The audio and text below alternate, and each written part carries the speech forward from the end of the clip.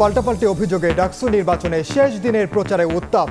শিক্ষার্থীদের বাড়িতে গিয়ে ভোট চাওয়ায় ক্ষোভ, বন্ধে প্রশাসনের হস্তক্ষেপ কামনা। ইশতেহার বাস্তবায়নের শপথ ছাত্রদলের।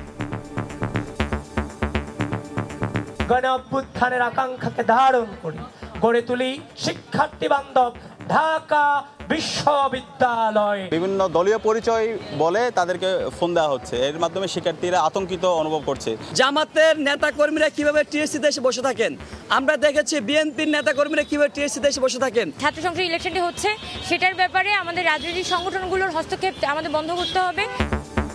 জাল ভোট ঠেকাতে সতর্ক নির্বাচন কমিশন। জাল ভোটারও বিভিন্ন দিকে প্রস্তুতি নিচ্ছে, নিশ্চিত করে আমরা তাদেরকে ভোট কেন্দ্রে ঢুকাবো। দেখছিলেন প্রধান শিরোনাম। সন্ধ্যার সময় সঙ্গে আছি আমি ওমর ইনাম। এবার অন্যান্য শীর্ষ সংবাদ। ভোট বন্ধে সাম্প্রদায়িক শক্তি বিনষ্টে চেষ্টার অভিযোগ বিএনপি নেতার। ফেব্রুয়ারিতে জাতীয় নির্বাচন ঠেকাতে পারবে না পৃথিবীর কোনো শক্তি, জানালেন প্রেস সচিব। সংসদীয় আসন বিন্যাসের প্রতিবাদে 2 জেলায় বিক্ষোভ। ব্রাহ্মণবাড়িয়ায় মহাসড়ক অবরোধ, পাবনায়ও আন্দোলন। নিয়ম মেনে পুনর্নির্ধারণের দাবি ইসির। শেখ হাসিনার আমলে রক্ষা হয় দিল্লির স্বার্থ। মৃত্যুর 7 মাস আগে জবানবন্দি দিয়ে গেছেন বদরুদ্দিন উমর। ট্রাইব্যুনালে দাখিলের সিদ্ধান্ত নেবেন চিফ প্রসিকিউটর। আন্দোলনে ডিএসসিসি 40 দিন বন্ধ থাকলেও হাওয়া জ্বালানি খরচের 5 কোটি টাকা। চালক থেকে শুরু করে ঊর্ধ্বতন কর্মকর্তাদের দুর্নীতির প্রমাণ দুদকের হাতে। এবং এজলাসে সাংবাদিক মারধরের বিচার দাবিতে সহকর্মীদের মানববন্ধন। অভিযুক্ত আইনজীবী মাহির দোষ স্বীকার করে ক্ষমা প্রার্থনা।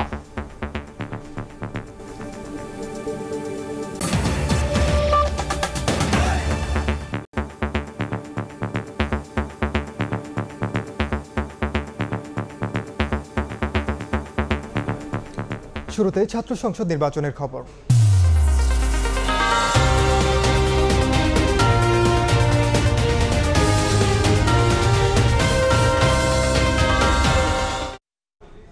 পাল্টাপাল্টি অভিযোগে ডাকসু নির্বাচনে শেষ দিনের প্রচারণায় উত্তাপ। রাজনৈতিক দলের নেতারা শিক্ষার্থীদের বাড়ি বাড়ি গিয়ে এবং ফোন করে ভোট চাইছেন বলে অভিযোগ করেছে ছাত্র শিবির, ছাত্রদল ও স্বতন্ত্র প্যানেল প্রার্থীরা। এদিন ছাত্রদল সমর্থিত প্যানেলের প্রার্থীরা 18 দফা ইশতেহার বাস্তবায়নের শপথ করেন। আর সুষ্ঠু ভোট হওয়া নিয়ে শঙ্কা নেই জানিয়ে নির্বাচন কমিশন জানায়, জাল ভোট ঠেকাতে সতর্ক তারা। ঢাকা বিশ্ববিদ্যালয় কেন্দ্রীয় ছাত্র সংসদ, ডাকসু ও হল সংসদ নির্বাচনের প্রচারণার শেষ দিনে প্রার্থীদের ব্যস্ততাও তুঙ্গে। ভিসি চত্বর, মল চত্বর, কলাভবন সহ ক্যাম্পাসের বিভিন্ন এলাকায় ভোটারদের কাছে নিজেদের লিফলেট বিলি করেন প্রার্থীরা। ভোটারদের সামনে তুলে ধরেন নির্বাচনী ইশতেহার। সমাজবিজ্ঞান অনুষদের রোববার প্রচারণায় আসেন ছাত্র শিবির সমর্থিত ঐক্যবদ্ধ শিক্ষার্থী জোট প্যানেলের ভিপি পদপ্রার্থী সাদিক কায়েম। ভোটারদের ফোন করে একটি দলের পক্ষে ভোট দেওয়ার জন্য চাপ প্রয়োগ করা হচ্ছে বলে অভিযোগ করেন তিনি। বিভিন্ন দলীয় পরিচয় বলে তাদেরকে ফোন দেওয়া হচ্ছে, এর মাধ্যমে শিক্ষার্থীরা আতঙ্কিত অনুভব করছে। তো আমরা যে বলছি একটা স্বতঃস্ফূর্ত নির্বাচন, সেই স্বতঃস্ফূর্ত নির্বাচনের পথে এগুলো হচ্ছে অন্তরায়। কার্জন হলে প্রচারণায় ব্যস্ত সময় পার করেন স্বতন্ত্র শিক্ষার্থী ঐক্য প্যানেলের প্রার্থীরা।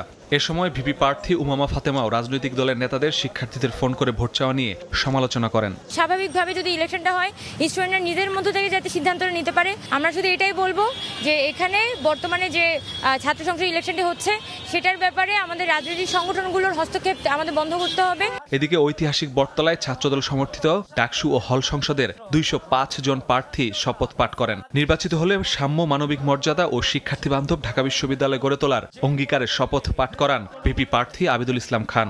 গণ অভ্যুত্থানের আকাঙ্ক্ষাকে ধারণ করি গড়ে তুলি একটি সাম্য, মানবিক মর্যাদা ও শিক্ষার্থী বান্ধব ঢাকা বিশ্ববিদ্যালয়। পরে কলাভবনের সামনে থেকে শুরু হয় ছাত্রদলের প্যানেলের প্রচারণা। জিএস প্রার্থী শেখ তানভীর বাড়ি হামিম পাল্টা অভিযোগ করেন, প্রত্যেকটি রাজনৈতিক দল এমনকি স্বতন্ত্র প্রার্থীদের পক্ষেও ভোট চাওয়া হচ্ছে। প্রত্যেক দলের লোকজনই ভোট চাচ্ছে, বিভিন্ন স্বতন্ত্র প্রার্থীর পক্ষে অনেকে ভোট চাচ্ছে ফোন দিয়ে। সুতরাং এটা নির্বাচন কেন্দ্রিকতা হচ্ছে, কিন্তু আপনার শিক্ষার্থীরা ভালোভাবে নিচ্ছে না, এজন্য আমরা প্রতিবাদ করেছি। মধুর ক্যান্টিনে সংবাদ সম্মেলনে রাজনৈতিক দলের প্রার্থীদের ভোট চাওয়ার সমালোচনা করেন বাম ছাত্র সংগঠন সমর্থিত প্রতিরোধ পর্ষদের জিএস প্রার্থী মেঘমল্লার বসুও। আর বৈষম্য বিরোধী শিক্ষার্থী সংসদ প্যানেলের ভিপি প্রার্থীর অভিযোগ, ভোট ইঞ্জিনিয়ারিং এর মাধ্যমে একটি পক্ষকে জেতানোর পায়তারা চলছে। নির্বাচন কমিশনটা কারসাজি করতেছেন, ভোট কেন্দ্রগুলোকে নিয়ে তারা একটা ইঞ্জিনিয়ারিং করতেছেন। এই ইঞ্জিনিয়ারিংটা একটা পক্ষের স্বার্থের দিকে যাচ্ছেন। বিএনপি এবং জামাতের যে নেতাকর্মীরা আছে তারা জেলায় জেলায় থানায় থানায় পর্যায়ে আলাদা আলাদা করে ভোট চাচ্ছেন এবং যেই শাসানির ব্যাপারটি সেই শাসানোর ব্যাপারটি করছেন, এগুলি নিন্দাজনক। পরে সিনেট ভবনে সংবাদ সম্মেলন করে নির্বাচন কমিশন জানায়, জাল ভোটার তৈরির আশঙ্কায় সতর্ক কমিশন। রাজনৈতিক দলের ফোনে ভোট চাওয়া প্রভাব ফেলবে না নির্বাচনে। সংবাদ আসছে আর কি বিভিন্ন কর্নার থেকে জাল ভোট কোথাও কোথাও তৈরি হচ্ছে, তাদেরকে প্রতিহত করার জন্য বিভিন্নভাবে তাদেরকে চেক করে তাদের পরিচয় নিশ্চিত করে আমরা তাদেরকে ভোট কেন্দ্রে ঢুকাবো। ডাকসু নির্বাচন নিয়ে মধুর ক্যান্টিনে সংবাদ সম্মেলন করে ভোট নির্বিঘ্ন করতে 10 দফা সুপারিশ করে বিশ্ববিদ্যালয় শিক্ষক নেটওয়ার্ক। মাসুদুর রহমান, সময় সংবাদ, ঢাকা। মুহূর্তে ঢাকা বিশ্ববিদ্যালয়ে আছেন সহকর্মী শাকির আহমেদ, সরাসরি যাচ্ছি তার কাছে। ঢাকা বিশ্ববিদ্যালয় কেন্দ্রীয় ছাত্র সংসদ ডাকসু হল সংসদ নির্বাচনের প্রচারণার মাত্র আর কয়েক ঘন্টা বাকি। কিছুক্ষণ পরেই কিন্তু প্রার্থীদের সেই প্রচারণার সুযোগটি শেষ হতে যাচ্ছে। শেষ সময়টিকে কাজে লাগাতে কিন্তু প্রার্থীরা ইতোমধ্যেই তাদের যে প্রচারণা সেটি কিন্তু জোরালো করেছেন। অর্থাৎ তারা একাডেমিক ভবনের সামনে থেকে শুরু করে বিশ্ববিদ্যালয়ের বিভিন্ন আড্ডার যে জায়গাগুলো, শিক্ষার্থীরা যেখানে সাধারণত তাদের অবসর সময় কাটান এবং আবাসিক হলগুলোতে তারা কিন্তু নানা কৌশলে তাদের যে প্রচারণা সেই প্রচারণাটি তারা চালাচ্ছেন এবং শেষ মুহূর্তে তারা তাদের প্রার্থিতার কথা ভোটার অর্থাৎ শিক্ষার্থীদের কাছে জানান দেওয়ার জন্য তারা কিন্তু তোড়জোড় শুরু করেছেন এবং তারা যে কোনো মূল্যে তাদের যে ভোটার রয়েছেন সেই ভোটারদের কাছে পৌঁছার জন্য চেষ্টা করছেন। কেউ লিফলেট বিলি করছেন, কেউ আবার মনোরঞ্জনের মাধ্যমে অর্থাৎ প্রার্থীদের পক্ষ থেকে আসলে শিক্ষার্থী বা ভোটার যারা রয়েছে তাদের আকর্ষণ করার চেষ্টা করছেন, তাদের ভোট যেন তারা পান সেই বিষয়টি নিশ্চিত করার জন্য তারা কিন্তু চেষ্টা করছেন। যদি বলতে যাই প্রচারণার বাইরেও কিন্তু আজ সবচেয়ে বেশি আলোচনায় ছিল যে ফোন করে বিভিন্ন স্থান থেকে বিভিন্ন প্রার্থীর পক্ষে ভোট চাওয়ার যে বিষয়টি সেটি কিন্তু আজকে আলোচনার কেন্দ্রবিন্দুতে ছিল। সেটি নিয়ে সমালোচনা করেছেন প্রায় প্রতিটি প্যানেলের প্রার্থীরাই। তারা বলেছেন যে সুষ্ঠু নির্বাচনের জন্য এটি একটি প্রধান বাধা হয়ে দাঁড়াবে। পাশাপাশি তারা বলছেন যে নির্বাচন কমিশন সহ সব প্রার্থীরা যেন এই বিষয়টিকে সুষ্ঠুভাবে ভোট গ্রহণ অনুষ্ঠানের পথে বাধা হিসাবে দেখছেন, এমনটি কিন্তু তারা জানিয়েছেন। পাশাপাশি তারা তাদের যে ইশতেহারের বিষয়টি সেটিও কিন্তু শেষ মুহূর্তে শিক্ষার্থীদেরকে জানান দিচ্ছেন। শিক্ষার্থীদের যে প্রধান সমস্যাগুলো সেই সমস্যাগুলো আসলে নিরসনে তারা কি করবেন নির্বাচিত হলে সেই পরিকল্পনাও কিন্তু তারা নানাভাবে তুলে ধরছেন। আমরা যদি বলতে চাই যে প্যানেলগুলো জাতীয়তাবাদী ছাত্রদল তারা কিন্তু একটি শপথ অনুষ্ঠানের আয়োজন করেছে, সেখানে তারা গণরুম গ্যাস্ট্রুম প্রথা বিলোপ সহ তাদের যে ইশতেহারগুলো সেগুলো কিন্তু তারা শিক্ষার্থীদের সামনে শপথ অনুষ্ঠানের মাধ্যমে আবারও কিন্তু তুলে ধরেছে।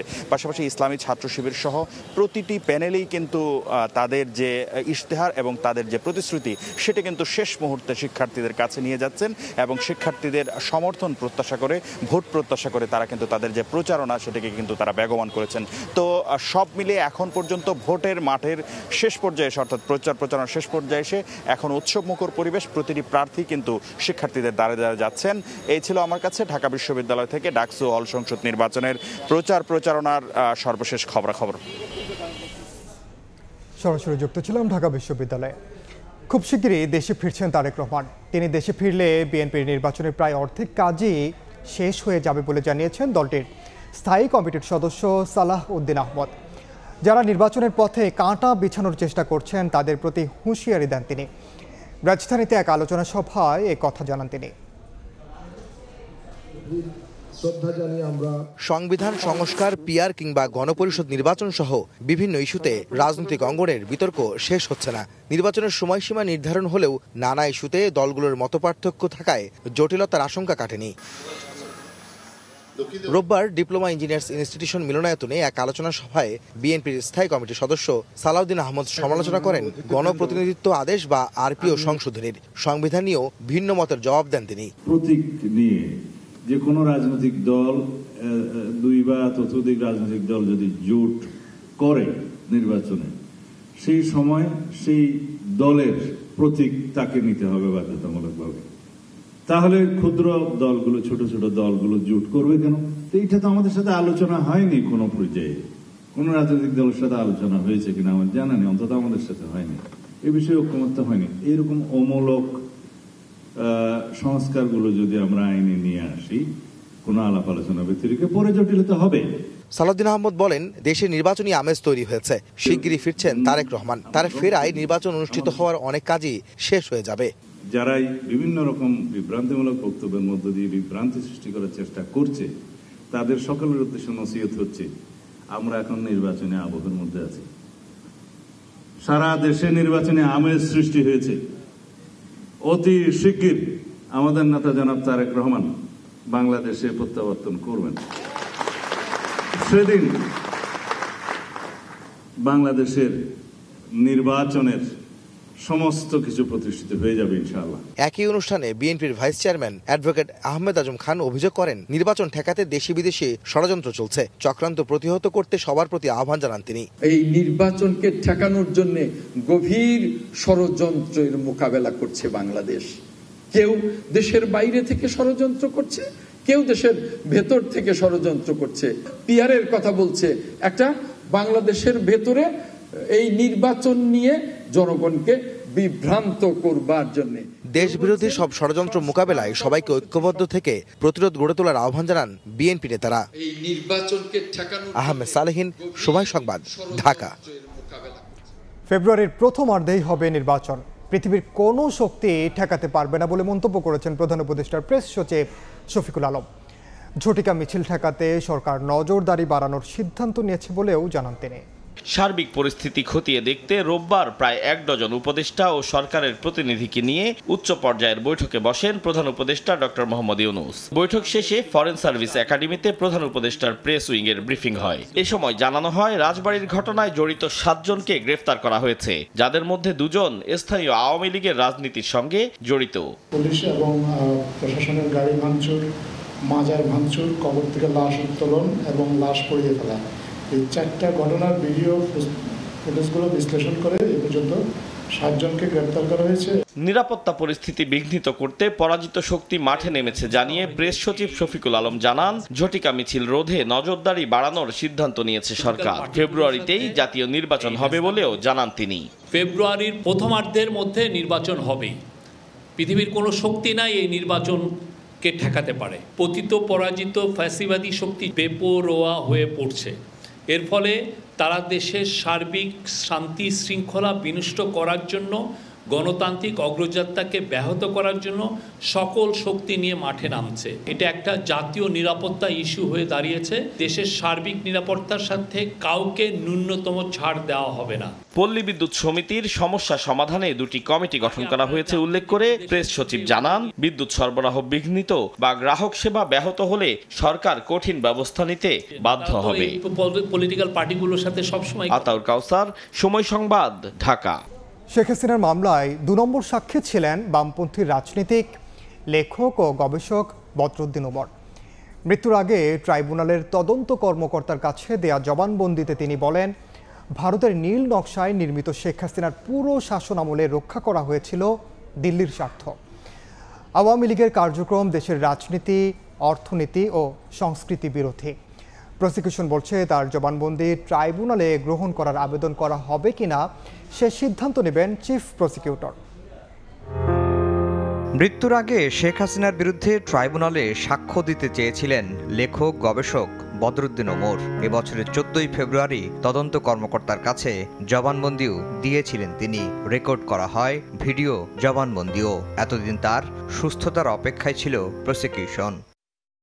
তদন্ত কর্মকর্তার কাছে 6 পৃষ্ঠার জবানবন্দিতে শেখ হাসিনার দুঃশাসনের নানা চিত্র তুলে ধরেছিলেন বদরুদ্দিন ওমর। বলেছিলেন, জুলাই গণঅভ্যুত্থানের পর আওয়ামী লীগ শুধু ক্ষমতা থেকেই বিতাড়িত হয়নি, মানুষের বিশ্বাস থেকেও বিতাড়িত হয়েছে। ভারতের সহায়তায় দেশে অন্তর্ঘাতমূলক তৎপরতা চালানোর চেষ্টা করলেও রাজনৈতিক দল হিসেবে আওয়ামী লীগের পুনরুত্থান অসম্ভব বলেও ভবিষ্যৎবাণী করে গেছেন তিনি। মুক্তিযুদ্ধের চেতনা ও সাম্প্রদায়িক বয়ানের আড়ালে কর্তৃত্ববাদ ও লুটপাট শেখ হাসিনার শাসনের অন্যতম বৈশিষ্ট্য ছিল বলেও জবানবন্দিতে উল্লেখ করেছেন বদরুদ্দিন ওমর। মুক্তিযুদ্ধের চেতনাকে পারিবারিক সম্পত্তি বানানো হয়েছিল, রাষ্ট্রীয় নিয়ন্ত্রণে দুর্নীতিকে সাংগঠনিক নীতি হিসেবে দাঁড় করানো হয়েছিল বলেও জবানবন্দিতে উল্লেখ করেন তিনি। শেখ হাসিনার বিরুদ্ধে জুলাই গণহত্যার মামলায় ২ নম্বর সাক্ষী ছিলেন বদরুদ্দিন ওমর। তদন্ত কর্মকর্তার কাছে দেয়া জবানবন্দিতে তিনি আরও বলেন, ভারতের স্বার্থ রক্ষায় নিয়োজিত ছিলেন শেখ হাসিনা। তার শাসন ব্যবস্থা ছিল ভারতের নীল নকশায় নির্মিত। আওয়ামী লীগকে নিষিদ্ধ করার প্রশ্নে জবানবন্দিতে বদরুদ্দিন ওমর বলে গেছেন, দলটির কার্যক্রম দেশের রাজনীতি, অর্থনীতি ও সংস্কৃতি বিরোধী। প্রসিকিউশন বলছে, তদন্ত কর্মকর্তার কাছে দেয়া জবানবন্দিকে সাক্ষ্য হিসেবে গ্রহণে ট্রাইব্যুনালে আবেদন করা হবে কিনা সেই সিদ্ধান্ত নেবেন চিফ প্রসিকিউটর। আন্তর্জাতিক অপরাধ ট্রাইব্যুনাল আইনের ১৯০২ ধারায় যে কোনো সাক্ষী ইনভেস্টিগেশন অফিসারের কাছে সাক্ষ্য প্রদানের পরে ট্রায়াল স্টেজে যদি উনি মারা যান, এটা যদি ট্রাইব্যুনাল নিশ্চিত হন যে উনি মারা গেছেন, তখন প্রসিকিউশনের আবেদনের প্রেক্ষিতে এই আয়োর কাছে দেয়া জবানবন্দি ট্রাইব্যুনাল সাক্ষ্য হিসেবে গ্রহণ করতে পারেন, এরকম সুযোগ এই আইনে আছে। কিন্তু প্রসিকিউশন এখনো সিদ্ধান্ত নেয়নি যে আদৌ ওনার সাক্ষ্য এইভাবে ট্রাইব্যুনালে উপস্থাপন করবেন কিনা। আন্তর্জাতিক অপরাধ ট্রাইব্যুনালে তদন্ত কর্মকর্তার কাছে দেয়া জবানবন্দিকে অতীতে সাক্ষ্য হিসেবে গ্রহণের নজির রয়েছে। আফজাল হোসেন, সময় সংবাদ, ঢাকা। নির্বাচন কমিশনের সংসদীয় আসন পুনর্বিন্যাসের প্রতিবাদে সরব ব্রাহ্মণবাড়িয়া ও পাবনাবাসী। মহাসড়ক অবরোধ করে বিক্ষোভ সমাবেশ ও মিছিল করেছেন 2 জেলার বাসিন্দারা।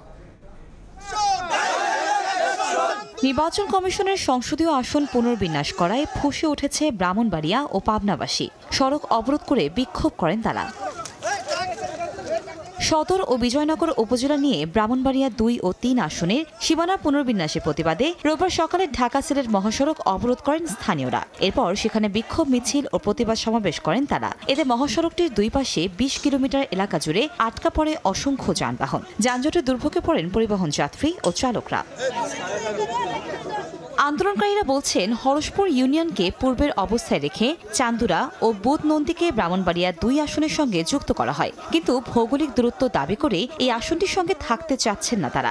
আগের আসন ব্রাহ্মণবাড়িয়া 3-এ পুনর্বহালের দাবি এলাকাবাসীর। আমাদের দাবি স্পষ্ট, আমরা অখণ্ড বিজয়নগর চাই। এদিকে পাবনা 1 আসনও পুনর্বহালের দাবিতে ঢাকা পাবনা মহাসড়ক অবরোধ করে বিক্ষোভ করেন বেড়া উপজেলার বাসিন্দারা। সকাল 10টা থেকে দুপুর 1টা পর্যন্ত বন্ধ থাকে যান চলাচল। তারা বলছেন, সম্পূর্ণ অন্যায়ভাবে বেড়া উপজেলাকে আলাদা করে পাবনা 2 আসনের সঙ্গে যুক্ত করা হয়েছে, কিন্তু এই উপজেলার জনগণের ব্যবসা বাণিজ্য সহ নানা কারণে সাথিয়ার সঙ্গে যুক্ত। পুনর্বহল যদি না হয়, পরবর্তী আমাদের যে কাজ এবং রাস্তাঘাট, স্কুল, কলেজ এবং রাস্তা দিয়ে জনগণ যাওয়া বন্ধ করে দেবে। বেড়া সাথিয়া নিয়ে আগে ছিল পাবনা 1 আসন। গত 4 সেপ্টেম্বর পুনর্বিন্যাস করে শুধু সাথিয়া নিয়ে আসনটি ঘোষণা করা হয়, আর বেড়াকে সুজানগরের সঙ্গে যুক্ত করা হয় পাবনা 2 আসনে। কনক আজাদ, সময় সংবাদ। সন্ধ্যার সময় আরও থাকছে, এশিয়া কাপ খেলতে আরব আমিরাত পৌঁছেছে লিটন দাস সহ 9 ক্রিকেটার। বিমানবন্দর থেকে আবুধাবির পথে টাইগাররা। কাল সন্ধ্যায় আনুষ্ঠানিক অনুশীলন। ঢাকার সিএমএম আদালতে বিচারকের সামনে সাংবাদিককে মারধরের প্রতিবাদে মানববন্ধন করেছেন গণমাধ্যম কর্মীরা। এদিকে শুনানিতে অভিযোগ স্বীকার করেছেন অভিযুক্ত আইনজীবী মহিউদ্দিন মাহি। সকালে ঢাকা আইনজীবী সমিতির কাছে লিখিত অভিযোগ দাখিল করেন হামলার শিকার সাংবাদিক আসিফ। বিকেলে ঢাকা আইনজীবী সমিতির 2য় ট্রাইব্যুনালের শুনানিতে বিনা তর্কে অভিযোগ স্বীকার করে ক্ষমা চান তিনি। আগামী 11 সেপ্টেম্বর আদেশের জন্য দিন ধার্য করা হয়েছে। এর আগে দুপুরে কারওয়ান বাজারের সার্ক ফোয়ারার সামনে মানববন্ধন করেন গণমাধ্যম কর্মীরা। তারা বলেন, আদালতের মতো গুরুত্বপূর্ণ জায়গায় সাংবাদিকের ওপর হামলা শুধু অগ্রহণযোগ্য নয়, গণমাধ্যমের স্বাধীনতার ওপর আঘাত। দেশের বাইরের খবর, দলের ভেতরে ভাঙন রোধে পদত্যাগ করেছেন জাপানের প্রধানমন্ত্রী শিগেরু ইশিবা। স্থানীয় সময় রোববার নিজের পদত্যাগের ঘোষণা দেন তিনি।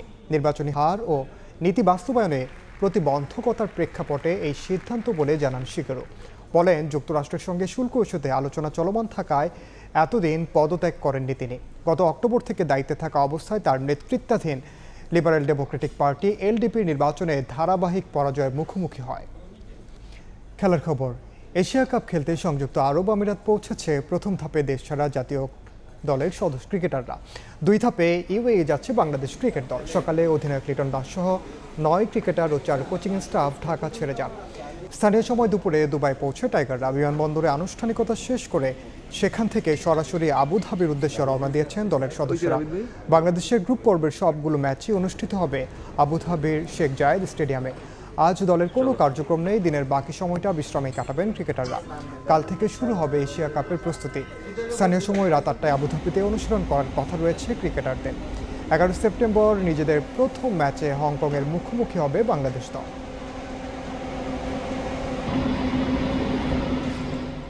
এ পর্যায়ে শীর্ষ সংবাদ জানিয়ে দিচ্ছে আরেকবার। পাল্টাপাল্টি অভিযোগে ডাকসু নির্বাচন ঘিরে উত্তাপ, শিক্ষার্থীদের বাড়িতে গিয়ে ভোট চাওয়ায় ক্ষোভ, ইশতেহার বাস্তবায়নের শপথ ছাত্র দলের, জাল ভোট ঠেকাতে সতর্ক প্রশাসন। ভোট বন্ধে সাম্প্রদায়িক শক্তি বিনষ্টের চেষ্টার অভিযোগ বিএনপি নেতার, ফেব্রুয়ারিতে জাতীয় নির্বাচন ঠেকাতে পারবে না পৃথিবীর কোনো শক্তি, জানালেন প্রেস সচিব। এবং সংসদীয় আসন বিন্যাসের প্রতিবাদে 2 জেলায় বিক্ষোভ, ব্রাহ্মণবাড়িয়ায় মহাসড়ক অবরোধ, পাবনায়ও আন্দোলন, নিয়ম মেনেই পুনর্নির্ধারণের দাবি ইসির।